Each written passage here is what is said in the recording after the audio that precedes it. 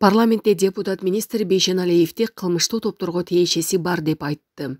Бүгүн 14 марттагы жогорку кеңештин жыйынында депутат Жусупбек Коргонбай уулу саламаттык сактоо министри Алымкадыр Бейшеналиевди уюшкан кылмыштуу топтор менен байланышы бар деп сындады. Депутат азыркы министр Бейшеналиевдин кара хирург деген кайманаты бар экенин айтты.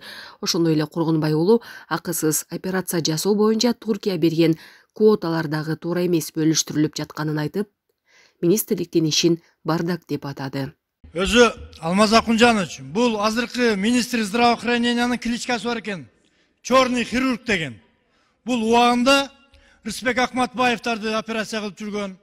ОПГнын балдарын бекитип алып барып, ок тийгендердин же бычак жегендерди алып барып, үйүндө же бекитип операция кылып жүргөн.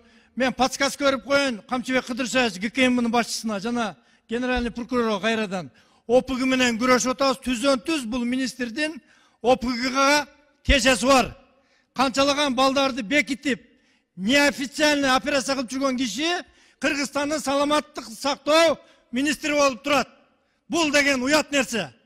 Бул президенттин да башын айлантып, аканит каякта бир ууларды чыгарып, 1 жыл башын айлантты. Эми жалпы Кыргыз элин башын айлантып, өлүмгө өп кетти. Буга чара көрүшүбүз керек. Урматтуу Алмаз Акунжанович, кече мен Туркияда жүрдүм, бир мемориал деген клиникага бардым, обследовать. Косный мосту алмаштыра албай кыргыз баласы жүрүптүр, 20 жаштагы аэропортто иштейт экен. Телефонун сурасаңар берем. Манас аэропортто үйлөнө элек бала экен. Мен өзүм обследованиямдан отказ кылдым дагы, жана жигитте айттым. Десем, Туркия мамлекети 150 квота бериптир, Алмаз Акунжанович. Операцияларга. Бирок ошону жалаң таныш билиштери министрдин туган урук жанагысынын влияниясы менен гана бөлүнүп атыптыр. Жанагы Туркиянын Кыргызстандагы посолунун, мен бул боюнча Руслан Казакбаев менен да сүйлөштүм. Ошол квоталар жең ичинен бөлүнүп кетип атыптыр. Өтө бардак Минздрав. Бул кишинин ишин караш керек. Урматтуу Садыр Нуркожоевич, бул черный хирургду министр кылып коюп алып, Кыргыз элин бүт заблужденияга тыгып атат. Өлүмгө өйүп кетти. Алымкадыр Бейшеналиев депутаттын айтканы боюнча комментарий берип, төмөндөгүдөй жооп берди. Депутат тааныштарын директор жана башкы дарыгерликке коюуну суранган. Бирок алардын билими туура келбегендиктен иштей албайт деп койгон эмесмин. Ошондон улам мага жини келип жүрөт. 2000-жылдары мен Иса Ахунбаев атындагы клиникада жетекчи болуп иштедим.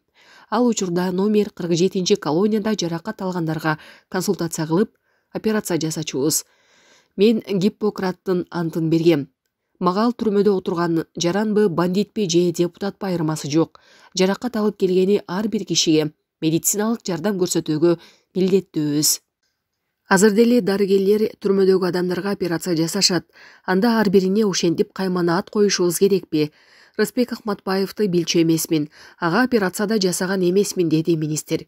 Ал ошондой эле Туркия дарыланууга квота берген экен. Тааныш билиш, туугандарынын кийлигишүүсү менен бөлүнүп жатыптыр деген айыптоосуна да жооп берди. Туркия 2020-жылдан бери квота бербей калган. Бул пандемияга байланыштуу. Акыркы жолу Кыргызстан Бишкек жеби менен тек учак кырсыгынан жабыркагандарды Туркиядагы клиникага дарылатууга жөнөткөнбүз. Бул президент Садыр Жапаровдун тапшырмасы менен болгон.